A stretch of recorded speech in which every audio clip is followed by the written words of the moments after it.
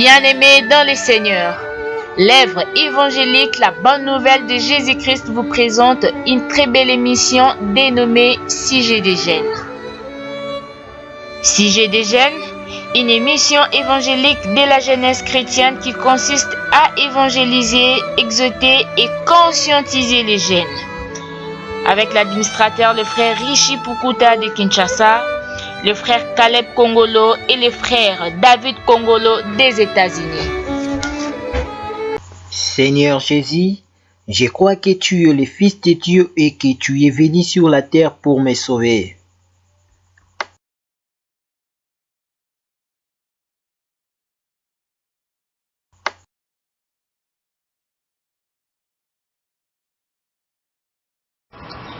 Peuple de Dieu, Shalom, je vous salue au nom de Jésus, je suis le frère David Kongolo.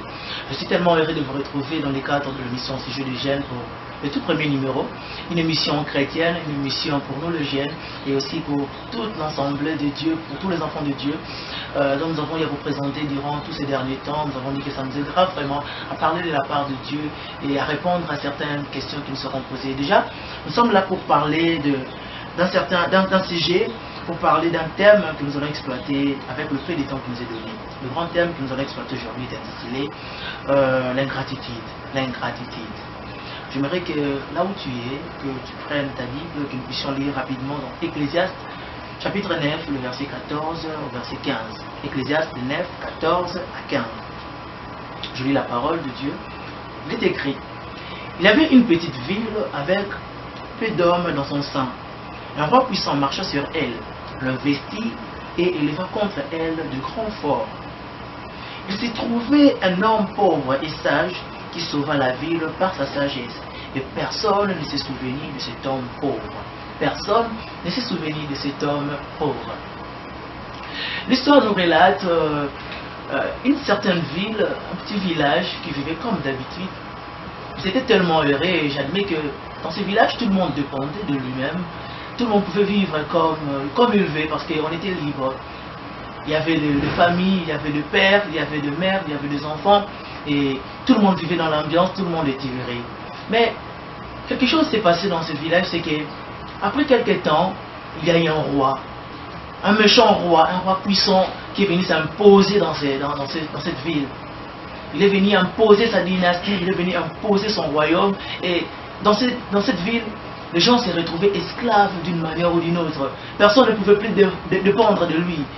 Si on était libre, mais parce qu'un roi est venu, parce que quelqu'un a imposé sa dynastie, parce que quelqu'un a imposé ses règles, on ne pouvait plus dépendre de nous-mêmes. On était obligé maintenant à subir des conséquences difficiles qu'on n'avait jamais prévues dans la vie. Ça nous arrive parfois des moments dans la vie où on ne s'attend pas à un certain malheur, mais tellement que la vie nous impose de malheur, la vie nous impose des circonstances, des situations, on devient obligé de supporter et d'endurer ces épreuves. Et c'était le cas pour les habitants de cette ville. On s'est retrouvés esclaves, personne ne pouvait défendre la cause des autres, personne ne pouvait parler pour que les autres soient sauvés. Tout le monde s'est retrouvé emprisonné, tout le monde s'est retrouvé souffrant parce qu'un roi est venu s'imposer dans cette ville. Et j'essaie un peu d'imaginer que dans cette ville, il y avait des gens, il y avait des mères, il y avait des enfants. Et suite à ces malheurs qu'ils étaient en train d'endurer, suite à ces problèmes qu'ils avaient, j'essaie un peu d'imaginer qu'il y avait aussi des gens qui se disaient: pourquoi cet homme ne peut-il pas mourir? Parce que dans la vie, quand les gens nous causent du mal, quand les gens nous font tellement mal, on souhaite parfois que ces gens nous quittent, que ces gens s'éloignent un peu de nous pour que nous soyons libres. Mais malheureusement, les personnes qui nous font souvent du mal, ce sont souvent ceux qui dirent dans la vie. Mais ceux qui nous font du bien partent rapidement. Maintenant, c'était le cas aussi dans cette ville. Plus personne ne pouvait défendre ces villageois.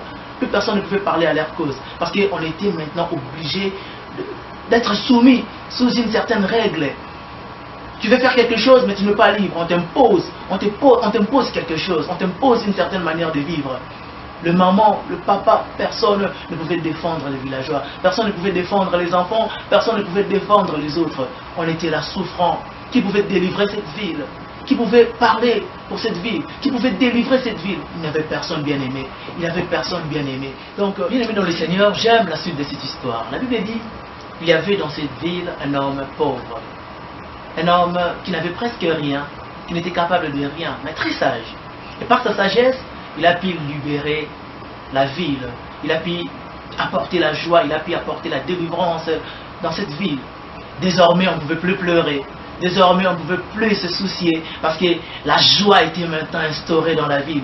Le roi était parti, malgré sa puissance, malgré son autorité, malgré tout ce qu'il pouvait faire. Malgré tout, il a fini par partir. Bien aimé dans le Seigneur, je voudrais te dire quelque chose. Malgré les étapes que tu es en train de subir dans ta vie, malgré les moments difficiles que tu es en train de traverser, Dieu ne t'a pas oublié. Malgré tout ce que tu es en train d'en dire comme prêt, malgré tout ce que tu es en train d'en dire comme situation, le Seigneur ne t'a pas oublié. Ta situation paraît un peu lourde que toi, elle paraît un peu forte que toi, mais sache-le qu'elle n'est pas forte que ton Dieu. Dieu est capable de faire de grandes choses. Cette ville qui avait longtemps souffert a fini par retrouver l'espoir, a fini par retrouver la joie, a fini par retrouver le sourire, parce qu'il y avait quelqu'un, il y avait un homme sage, un homme fort, un homme capable, et il a pu libérer le villageois, il a pu redonner encore l'espoir, il a pu encore ramener la joie dans la ville, et tout le monde était heureux. Mais le problème c'est quoi? Écoutez maintenant le problème dans cette histoire, c'est que malgré tout ce que cet homme a fait, malgré tout ce qu'il a apporté, malgré son sacrifice, malgré qu'il s'est donné pour que les autres soient sauvés, aucun de cet homme ne s'est souvenu de cet homme pauvre. Aucun de villageois ne s'est souvenu de cet homme pauvre. On l'a oublié. On a fêté, on a bu, on a mangé, mais personne ne s'est souvenu de cet homme pauvre. Oh, l'ingratitude, bien-aimé dans le Seigneur. Voilà l'ingratitude. Quelqu'un vous a fait tellement du bien, quelqu'un a accepté de souffrir pour vous, alors que personne n'était capable de parler pour les autres, alors que personne n'était capable de se défendre. Un homme, un seul homme a pu changer la situation de tout le village. Un seul homme a pu donner l'espoir à toute la ville, mais personne ne s'est souvenu de cette personne. Personne ne s'est souvenu de sœurs. Que dire maintenant de cette histoire? N'est-ce pas, ces petits villages, cette petite ville, c'est ce monde dans lequel nous sommes en train de vivre. N'est-ce pas, ce petit nombre de gens qui peuplent cette ville, n'est-ce pas, c'est nous qui sommes en train d'habiter cette terre. Nous étions totalement emportés dans un chemin qui nous conduisait vers le déclin total. L'homme était emporté dans les chaos parce que le diable était venu s'imposer. Parce que nous étions esclaves du péché et le diable avait dominé sur nous. Bien aimé, on ne pouvait plus s'en sortir parce que nous étions totalement plongés dans la risque du diable. Personne ne pouvait défendre la cause des autres. Mais la Bible déclare que Dieu a tant aimé le monde qu'il a donné son Fils unique, Jésus-Christ, afin que quiconque croit en lui ne périsse point, mais qu'il ait la vie éternelle. Cet homme sage, cet homme pauvre, c'est bien sûr Jésus-Christ de Nazareth, qui s'est dépouillé de sa royauté, qui s'est dépouillé de son règne, qui s'est dépouillé de tout ce qu'il avait comme valeur pour pouvoir descendre dans cette terre, pour pouvoir descendre dans ce monde, pour sauver un homme comme toi et moi. Nous qui étions déjà des esclaves, nous qui étions déjà des pécheurs, aujourd'hui, à cause du sacrifice de Jésus, nous sommes enfin appelés enfants de Dieu. Jésus a payé un grand prix que toi et moi nous ne pouvons jamais payer. Jésus a payé un grand prix que même ton argent n'était capable de payer pour toi. Même ta famille n'était capable de payer pour toi. Mais aujourd'hui, que faisons-nous maintenant de la grâce que Jésus nous a accordée? Que faisons-nous de la grâce que Dieu nous a accordée? N'est-ce pas, nous sommes ingrats? N'est-ce pas, nous sommes irreconnaissants? Au lieu de penser à Dieu, nous pensons maintenant au monde. Au lieu de donner notre vie à Jésus, nous sommes là en train de vivre dans la pornographie. Nous vivons dans le mensonge. Nous vivons dans l'idolâtrie. Nous vivons dans l'impudicité. Alors que Jésus a besoin de nous. Aujourd'hui, au lieu que nous puissions donner à Jésus notre face, au lieu que nous puissions donner à Jésus notre cœur, nous lui avons tourné les dos. C'est ça l'ingratitude. Nous avons été ingrats vis-à-vis de Jésus. Cet homme qui a accepté de souffrir pour nous. Cet homme pauvre, il n'avait rien. Toi, tu es né peut-être, on t'a mis dans un berceau, mais lui, il est né dans une ville reculée. Il n'avait même pas de berceau. Il est né dans une crèche pour que toi et moi nous soyons sauvés. Mais aujourd'hui, que faisons-nous de la grâce de Dieu? Aujourd'hui, que faisons, frère, ma soeur? Pourquoi avons-nous abandonné Jésus? Pourquoi avons-nous tourné le dos à Jésus? Aujourd'hui, il a besoin de toi. Aujourd'hui, Jésus a besoin de toi, ma soeur. Arrête de vivre dans la vie que tu es en train de mener. Arrête de continuer à vivre dans cette vie de péché qui ne t'apporte rien jusque-là. Arrête de continuer à vivre dans cette vie de mensonges qui ne change rien en toi. Pourquoi avons-nous tourné le dos contre Jésus alors qu'il a besoin de nous? Tu as longtemps entendu parler de ce nom de Jésus. Mais aujourd'hui, je viens te dire que plus qu'un nom, Jésus, c'est toute une personne qui veut vivre en toi. C'est quelqu'un qui veut entrer en toi pour te relever, pour t'aider à pouvoir faire face à tous ces défis qui te confrontent dans la vie. Donne ta vie à Jésus. Nous ne voulons pas être ingrats comme ces hommes. Nous ne voulons pas être ingrats comme ces villageois qui ont tourné le dos à cet homme pauvre qui les a libérés, qui les a délivrés. Ils ont été ingrats vis-à-vis de cette personne.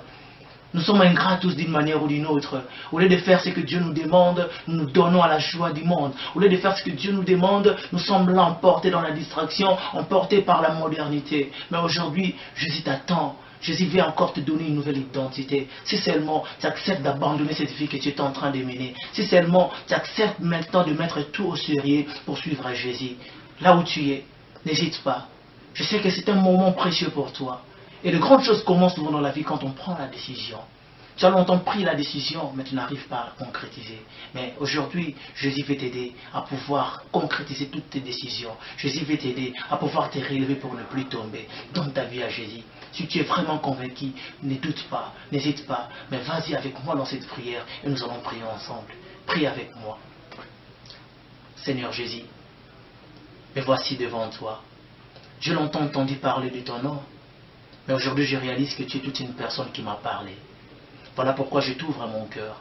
Entre dans mon cœur, habite en moi.